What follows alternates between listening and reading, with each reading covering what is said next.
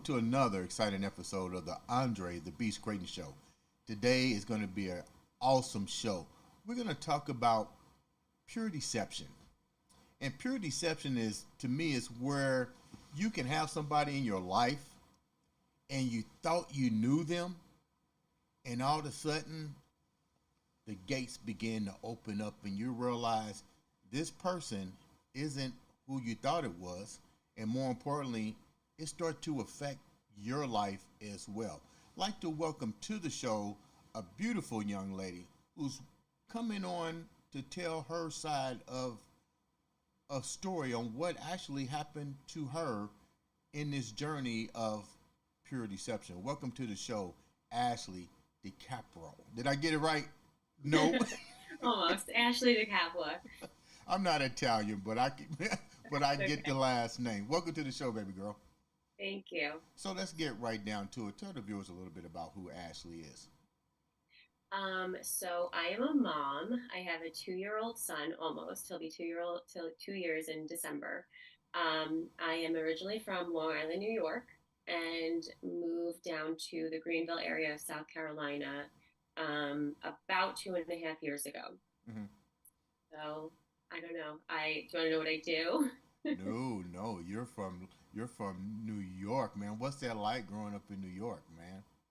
So it's different than what you're probably picturing. So I was on Long Island and it was a bunch of small towns. I graduated high school with I think it was 102 kids. Really? So just farm towns, a lot of beaches. I don't know if you're familiar with the Hamptons, all Dune I've Road. heard of it. I've heard of it. So that's where I grew up. Okay. So I was 5 minutes from the ocean, water all around. So yeah, I mean, I loved it. I loved growing up there in this small town that I was in. I had one stoplight in my whole town. What was it like growing up there for you and your family? You're Italian heritage. Um, that's a pretty close knit family. You don't see, I guess, things that normal kids would probably see. Probably was pretty sheltered to some degree, right? So my family, my parents are still together. They've been married, I think, 48 years. I could be off a couple years, but yeah, a long time. I think they got married when they were 19.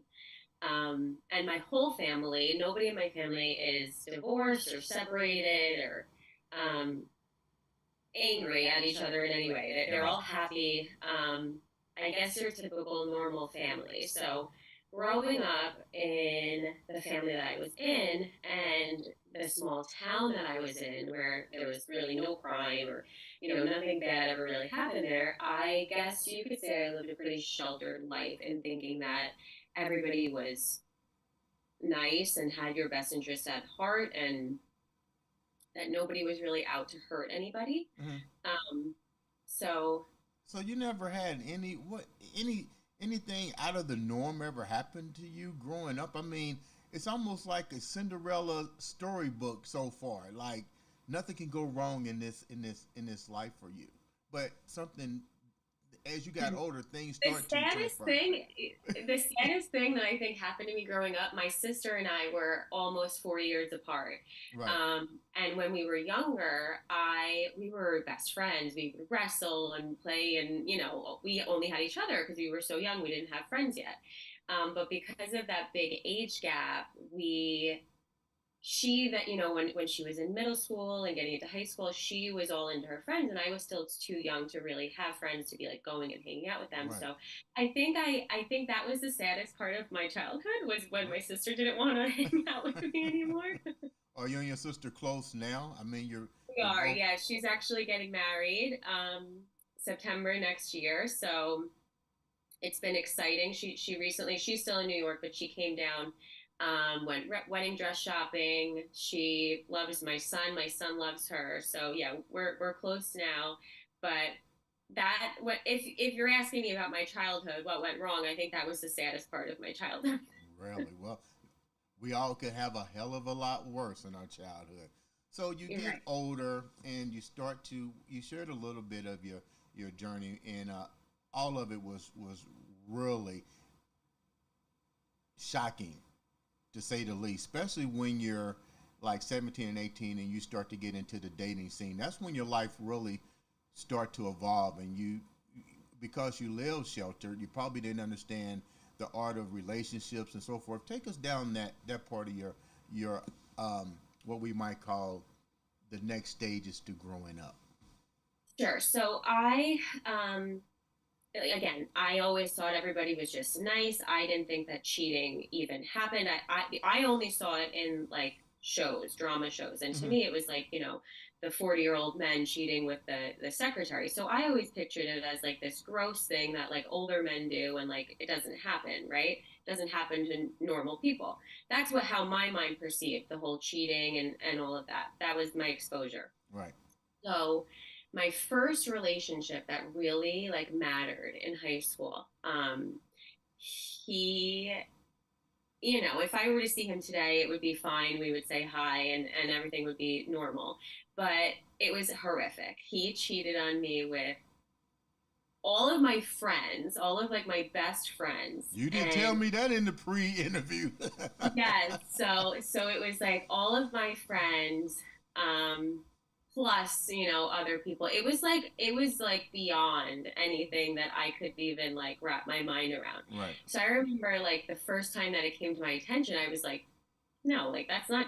You're lying. Like that's not real. Like people don't cheat. He didn't cheat. Like Hmm. right. So my mind is just immediately like, no, that doesn't happen.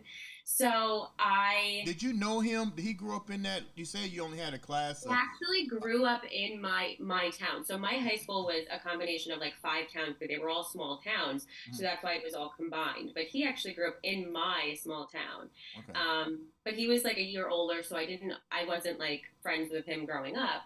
Um, but yeah, so I think so then he would always, make me believe that no, it didn't happen and or if it did, if it was like undeniable that he did, then he would, get upset and tell me that he's gonna change and everything's gonna be better, blah blah. So I don't know what the fuck is going on, right? I'm just like, all right, well, if you're telling me that, then it must be true, right? Right. You're going to be better. And, because I always believe the best in people. And I thought, like, wow, I actually feel bad for this person because he's so upset. He's about to lose me. He made a mistake. Let's forgive this, right? Mhm. Let's give this person another chance. But then it would be this cascade, right? And the longer that I stayed in that cascade, the more I continued to get hurt and cheated on and all of that, and trust being broken by somebody telling me that they're going to change, they're sorry, and then not changing, after that, that's a complete and utter it breaks your trust, right? It would Mhm. break my trust. So then the longer that I allowed this to go on, I was then betraying myself and my trust, and I was losing trust in Ashley. Mhm. Um, and I think that's really where I began to lose me and who I was being brought up and where I got to after that relationship. I think I had no idea who I was. I couldn't understand how my friends would do this to me, how this person that claimed to love me would do this to me. Mhm. Um, Did you you confront know, your friends about it, or you they just were kind of? mean to me. If I'm being honest, they would all bully me because I was like, the girl that no matter how many times he was with these other girls, I was always the one that like he would come back to and want and try to make it work. And, you know, so I think that they resented that. How old were They you, weren't Ashley? When sorry. They how old were weren't you? sorry. How old were you when all Um, this was when this first started? Probably 15 or 16. So you eventually get out that relationship. What happens to the next relationship? It was this not as bad as the cheating that went on in my first one, but I think at that point I was a broken person and I was attracting broken people because of that. Hmm. And just not healthy relationships. I Were you trying to fit in? Because you said you were attracting broken people. You're still 15, 16, 17. Were you just really trying to fit in because So that maybe the relationship actually went on and off for I want to say until I was like 20, really? 19, 20. I mean, I would like, date people here and there between that, but I I stayed in that relation. I don't want to say in that relationship because it wasn't always a relationship, so to speak, but just intertwined with that person way longer than I should have. Why do you think you was intertwined with him from 15 years old to almost 20 years old? Even though you were seeing other people and you just indicated that maybe you was attracting, if you was So attracting different, the same type of environment, why was you going back to the environment that has already been validated on from all of your friends what this individual were doing? I think because I was so broken, I wanted at the end of it, looking back now, to feel that I succeeded in making this person change. Um, Change for me, right? To be better for me. And that's what I think I was so hell bent on, was that I needed to be the person that this person is going to change for, that he's going to love me enough to change and be better.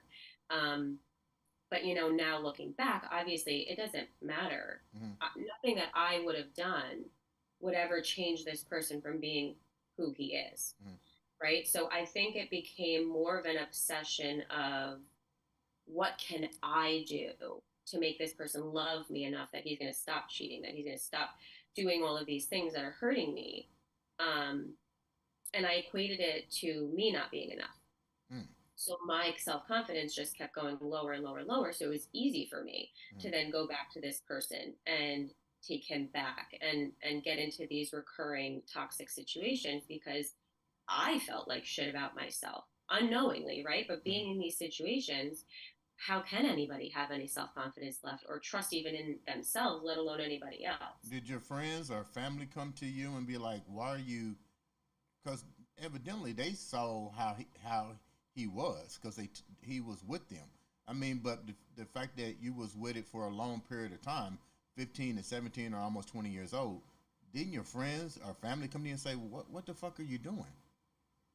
Um, yeah, I mean, I guess I don't think I ever really spoke much. I always kept a lot in. I didn't always tell people all of what was going on. Like my parents, I don't even know if they really knew for a very long time, until the end, when I just like really couldn't take it anymore, and I was just so broken and low and What just was the end? Tell me the end.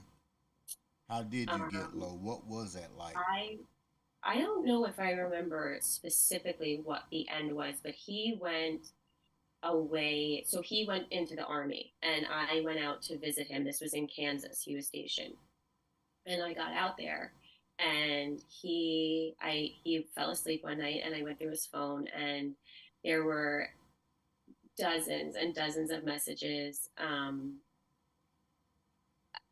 from women, naked pictures, talking about having sex. I had found a shirt the first night that I had got there in his room, a woman's shirt, and he like played it off like it was his friends' wives, or I don't even know. So I think that after that trip, that was really like the end. And I think it helped because he wasn't physically where I lived anymore. So I think that was where I was able to break that chain, so to speak, and move on. Hmm. And then what happens to your life? So then, like I said, I just found myself in the same type of toxic relationships, always wanting that validation of, you know, this person loves me enough, that I'm good enough, am I doing enough, always trying to do, Mm-hmm. and it never being enough for these people. Right. And I understand now, working with a life coach, a therapist, that when somebody like me, who is empathetic and feels very low self-confident wise, they are literally a magnet to people who have tend to have narcissistic traits. Mm-hmm. So it's almost like a match made in heaven or hell, Mm-hmm. whatever you want to say. um, and it just will continue to happen. Women that don't feel good about themselves, that don't even know what a respectful and healthy relationship looks like, they're not going to be able to pick up on those first red flags or things that are a little bit off in the beginning of a relationship. And then when you accept those little things that are big things to a healthy and healed woman, once you've already accepted those little things, you're now down this terrible dark road where you're almost in this addiction because you're getting the highs of that dopamine when things are good, right? So it's almost like an addictive proven. It's actually a proven thing that women in those situations, it's so hard for them to walk away from toxic relationships because of the dopamine release when things are going good versus when they're going bad. So it's almost like this addictive thing. It's like things go bad, you know that you need to get out, you have to get out. Many women will leave, but because of that addiction that's formed through our hormones when we're actually going through this, all those women go back, right? And it only will happen when they're completely gone and they get out of the situation. If in that period when they leave, they're actually able to work with somebody that can heal that trauma, heal that pain that they went through, and create a healthier woman out of that who won't accept that behavior anymore. Right. But when you are just continuously in this cycle, you're not talking to anybody about it, you are trying to figure it out on your own, you're taking all the blame on yourself, it is going to be very difficult, if ever, for you to ever get out of that situation. How many times have you been in this cycle? You're only 28 years old, so you get out of the situation with 29. But so I had that first relationship in high school. I mean, there were little relationships in between, but I'm just talking about my main relationships through my life. It was that one in high school. I dated the next one from about 21 to 23, 24. mhm, Um, and then 24-ish to about a year or so ago mhm. was my last. Was that toxic?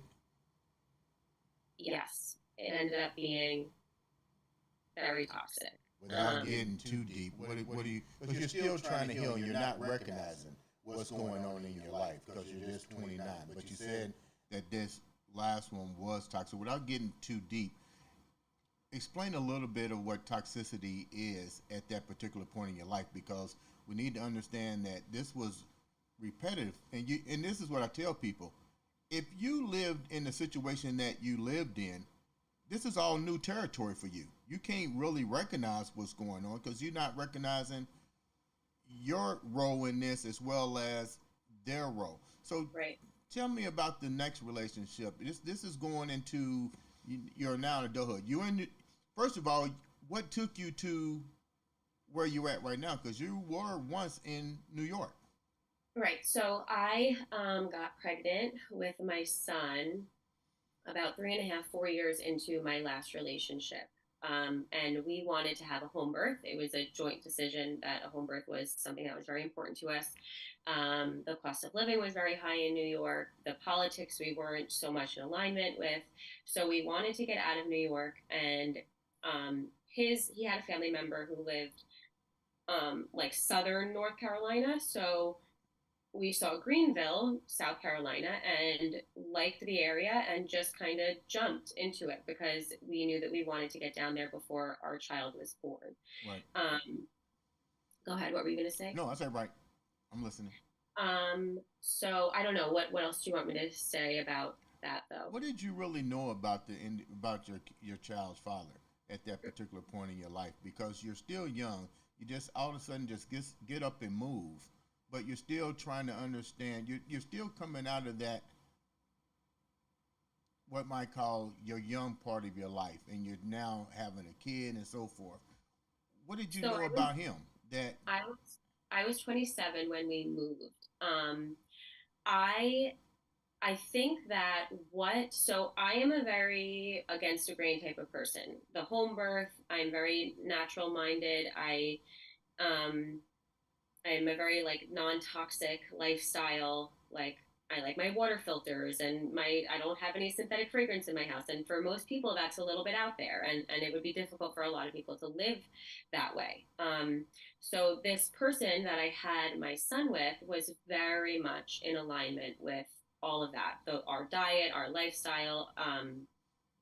the home birth, everything that most people would look at and be like, that's a little bit strange. Mm-hmm. So I think that was a huge thing for me, that this person was on the same page. I felt safe. I felt safe in who I was, because they were in alignment with that. Mm-hmm. So I think that was a reason why I stayed. He didn't ever cheat on me, and I have only ever known being cheated on in a relationship. So that was a really big thing for me. Mm-hmm. But we fought a lot.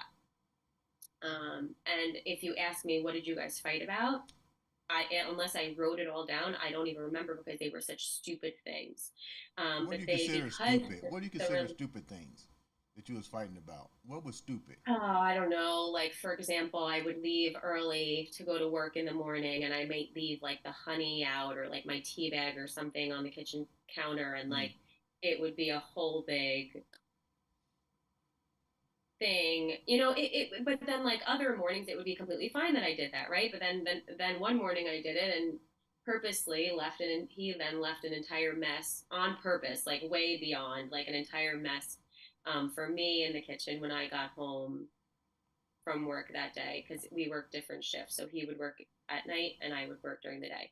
Um, but yeah, just stupid things. And then there was no so toxic to me is like not accepting, not taking responsibility for what went wrong, not being able to communicate and come to a resolution when something comes up, right? So like Mm-hmm. you take a pee and it turns into a mountain because nobody knows how to communicate properly, nobody can take ownership properly of what they did wrong, and then because egos are involved, especially with people who tend to be a bit more narcissistic, they can't take any sort of blame or that they did anything wrong, or even just dealing with how their partner is feeling. If their partner comes to them and wants to talk to them about how they're feeling, that's something they can't do, right? It's just like a complete trigger for them, and they kind of explode as a result of How that. do you So, maneuver now with that? I mean, this is another gray area of your life that you now have to deal with. But not only that, this is now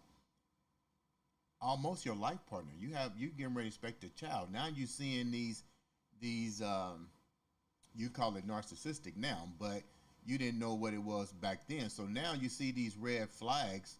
How do you now what's the straw that says I need to address this? Either am I safe? Am I not safe? I have a child. How do I maneuver now? so at the top, before having my son, I was in this mindset of believing, and because it was told to me over and over again, that it's my fault. That if I just didn't do this, then I wouldn't have reacted this way, or if you didn't do this, or if you were just a different person, basically, I wouldn't be the way that I'm being. Which that in and of itself is toxic because you're in control of your. Even if I'm next to somebody toxic, but I'm a healed person, nothing that they do should allow me to behave poorly because of what they're doing, Mm-hmm. right? Um, but I believed I was the problem. So in that situation, because I wasn't cheated on, I wasn't physically harmed. I had this person who was in alignment with all of my, you know, out of the norm beliefs and ways of life. I felt, okay, well, I just need to change. I need to be better. I need to do more. I need to keep my mouth shut more. Um, I need to do it, right? I. So when I was pregnant with my son, I tried that. I tried to keep my mouth shut. I tried to do everything to make him happy. I had my mom come and bring his family members down to visit us while I was still pregnant, and she didn't even get to say a thank you. He left actually with his family members. No thank you to my mom. Just a complete catastrophe. And I think because I was pregnant and there were other people involved, my family, my mom, you know, I couldn't hide it in myself anymore. I couldn't hide what was going on. I couldn't rationalize it on my own anymore Mm-hmm. because there were now these other eyes that were involved. So I was forced to actually realize the reality that no, this behavior is not normal. This Did is you not my fault. I did didn't do anything to create this. And now there's this other person who's seeing these things happen now, who is my kind of my validation mm-hmm. of no, you're not crazy. This is crazy, right? So in being the way I am, keeping everything to myself, not talking about it, and only having my partner's voice saying, "Well, it's you, it's you, it's you." What else are you going to believe if you're being told something over and over again? Eventually, you're going to believe it, Did right? you So, hold on, Ashley? Did you? His family came down. Did you ever look into his family? Did you spend time with his family to see if maybe some of this thing is genetic? I didn't think at the time anything about genetic, but when I met him, I didn't believe that anybody, like, I just believe people have families, but you are who you are, and your family doesn't make you who you are. Boy, was I wrong. But I see now that, when you're dealing with somebody who came from a broken family, who had a father who wasn't so present, I don't want to talk so much about his family, Right. but I realize now that that's the standard that's set in Mm-hmm. that family, and that's what their normal is, and that's what is accepted and okay. And I think that that's where it really matters, finding somebody who comes from a similar upbringing, Right. um, a similar family dynamic, so that it just makes sense. Not that there's a right or a wrong necessarily, right, but just somebody that has the same morals and values when it comes to In other words, family. it's hard to You do. fix broken if you can't Yes. recognize that there's broken within your structure. So your mom and dad comes down. There's no My mom came down. My dad, so my parents have dogs and animals. They couldn't both come. okay. Um, but yeah, my mom came. She moved us down. She, brought family members of his down. Did they see what was going on in the house? Because now you're taking all of the blame. Yeah, And my who mom brought it to stayed with your attention? Who brought it to your attention that something just isn't right? You're pregnant. You got to have my a stress-free environment. You're not recognizing. You're trying to change because you're not really understanding what's going on. But now here's somebody in the house who brought it to your attention that hey, something just isn't right in this happy household. my mom. My mom was in tears more than she wasn't when she was down with us, because she couldn't. So she was still living in New York at the time. They were trying to, get the house in order, sell it, put it on the market to come down. But they were still in New York and they couldn't do anything about it at that time. And she was just completely beside herself that she needed to leave me pregnant in that situation. And, you'd ask him and he would tell you that I was the problem, that I was the reason why all of our family is broken. And I'm not here to paint a picture on either side. Everybody has their own reality, but it was, as far as I'm concerned, a very sad, I don't even want to say, it was just a sad situation, and I was desperately trying to do anything and everything that I could possibly do to make it better during my pregnancy, to hopefully have a whole family. That's what Right. I knew. Like, Right. there was no lesson in my life of, well, this is what you do if you have a child that you're not with the father. Right. That wasn't a thing in my life. You have a baby and you are with that, not just because you have a baby, but you have a family and you stick with that person no matter what, through thick and thin. So I just couldn't imagine having this child and not being a whole family. So I did everything and anything that I could possibly think of to make it better, but it didn't matter. It was like the more that I tried to do more, the more that I tried to do anything, it was like It I wasn't couldn't win. enough. It didn't matter. Yeah, it Yeah. didn't matter. And I think once my son was born and he walked out a week after he was born, Was over he there the for the 9 months. birth? The second half of the birth, he came because my doula she's like part of my birth team. Got on the phone with him and basically said, you have to be here. Um, but How does refused this? to. How does this? I don't want to go too deep with it because I can see it's an emotional topic for you. But my question to you is, that's not the norm for you because of how you grew up. But now this is the It was, norm yes. for So it you. was. So I didn't even have, so because of where I was at now in that point of life, there's a line of normalcy, right? Right. I didn't know where that was. I had no idea where normal began, stopped, Right. came. I didn't know. I had no idea what was going on. All that I knew was that I needed to survive. I needed to try to take the best care of my unborn child that I possibly could, and that was it, right? But I still had that tie to him where I wanted him to want to be that partner, want to be that father, want to be a family, right? So it was like this logical mind of this is terrible, this is you need to get out of this, you need to do everything possible to remove yourself from this, but then this other side of, well, no, I need to make this work, I need to have a family, my son needs to have a whole family, I want him to want to do this, to be a better person.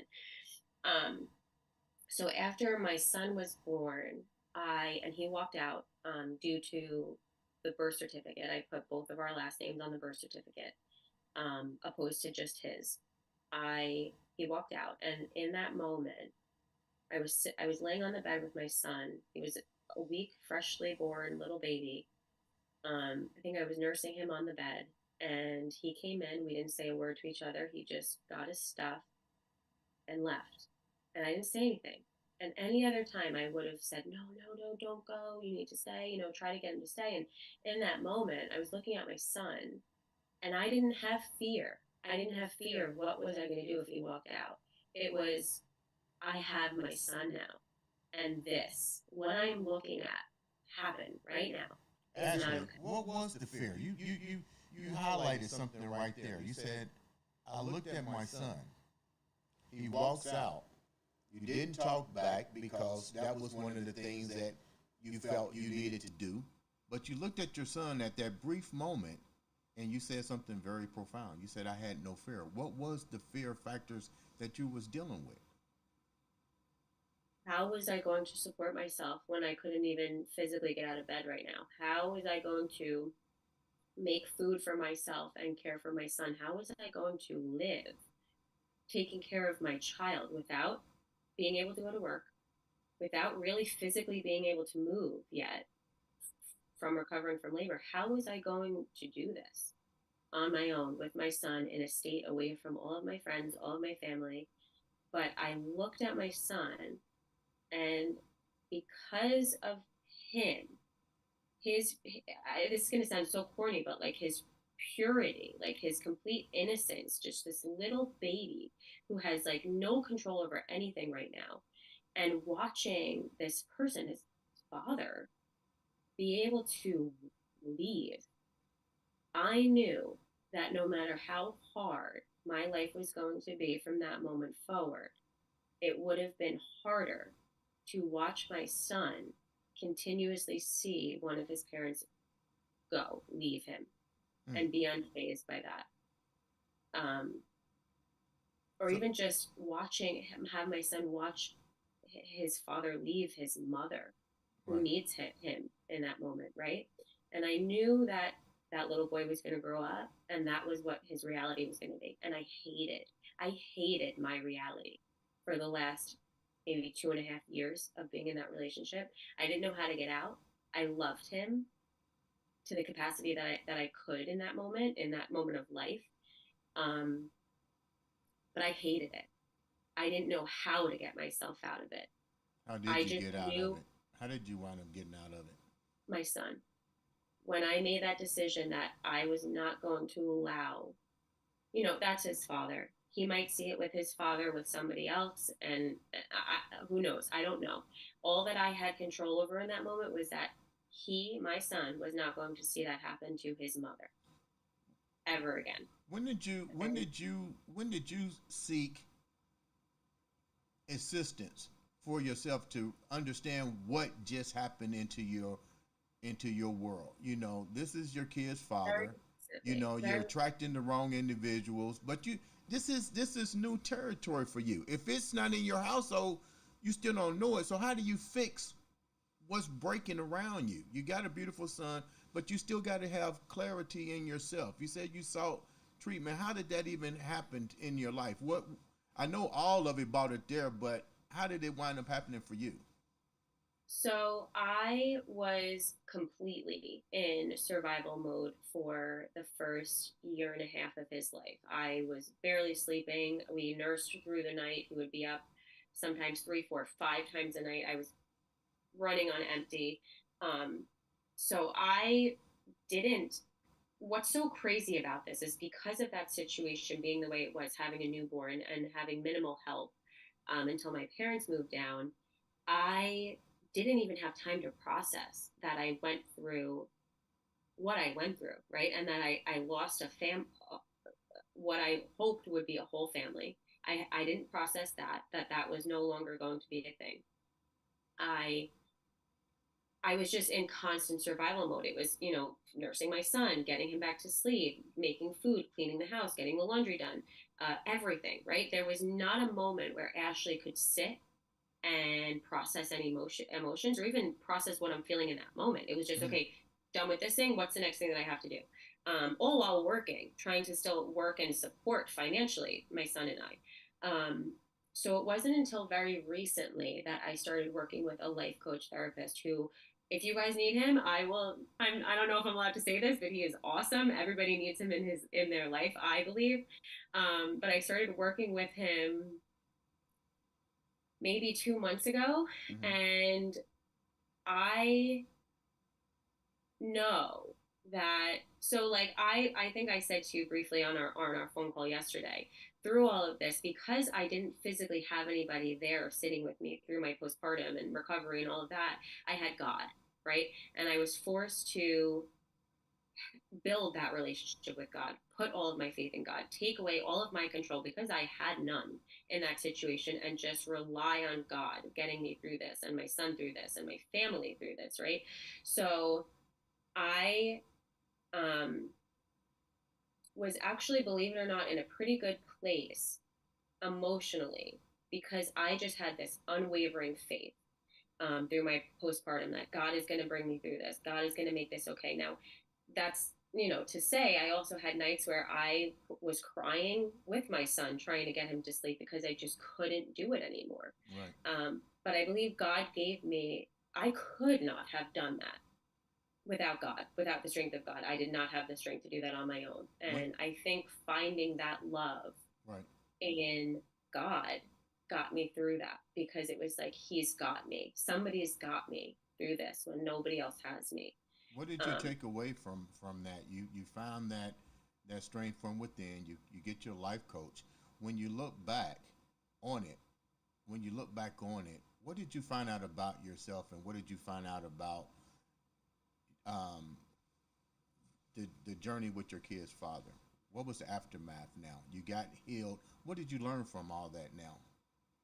that I have more power than I believed I did, and that I needed to have somebody hold my hand. Thankfully, I did, to bring myself back to knowing that I have power and that I have a voice and that I am smart, and that what I think matters, what my beliefs are, they matter, what my thoughts are about things, they matter, and a lot of times they're right, and to stop second guessing myself, and to stop rationalizing bad behavior for the sake of, I don't even know what I was rationalizing it for, Mm-hmm. right?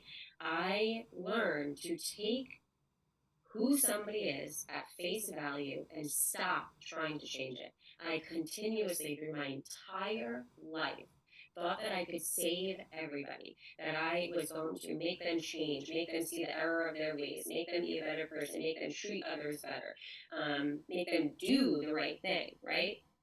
That wasn't my job. I do not need to do that.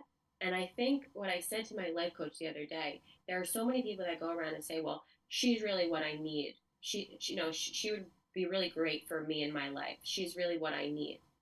But you know what? I've realized through all of this that I need to find who I need. I need to find who I need, who my son needs, and know that I'm worth that. I don't need to be what somebody else needs. I need somebody to come into my life, to my son's life, and be what we need. And that's not to say that you can't, relationship isn't a give and a take. It is, but you can't give more than what's being given back to you. And that's what I continue to do because I fell short on who I was. I didn't believe enough in myself that I was worth somebody to actually treat me right, to do the right thing. I didn't believe that that was possible. So it took healing and getting to the root of all of it for me to understand that I am worth somebody to come into my life and give me and my son what we need. And Tell that me. I don't need to be groveling on the floor, Right. cooking meal after meal and doing all of these things to try to get this person to just give me the bare minimum. What are you doing now with your life now? It seems like you've unlocked the mystery to what transpired from there to now to here. What are you doing now? So I bought a house. Me and my son, we have a house down here. I am doing nutrition coaching. I help women who are struggling with infertility, and also postpartum. And I think that really took hold after having my son because I realized how important having that um, community and support in that postpartum period really is, and how many people really struggle through that, even when they have, um, mountains of support around them. Hmm. So yeah, I help support women with, their diet, their lifestyle, supplementation. Yeah, and I love it. How can the viewers get in contact with you for information about helping them with all of these topics that you just shared with us? So my Instagram would probably be best. It's at my nourished belly. Say that one more time. It's my Instagram name is my nourished belly. At Instagram.com. So it's just my handle, like at my nourished belly. You could just search that on Instagram and it'll come up. Yeah. Sounds good. You know what? Leave the viewers with something positive that you deal with every day to help you stay in that beast frame of mind.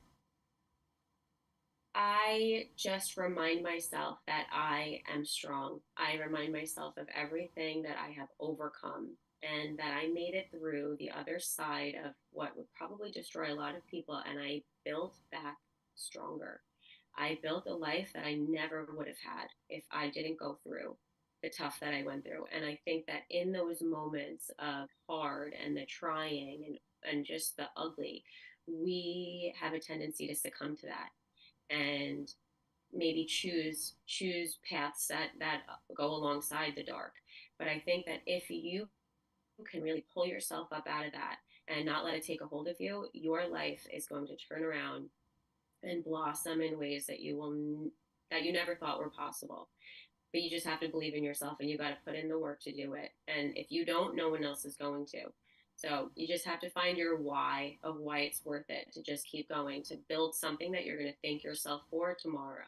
It isn't. Um, and I think my son was why I needed to do what I did to, build a successful life and not crumble at what probably most people would have. Ladies and gentlemen, this has been another exciting episode of the Andre the Beast Crayton Show.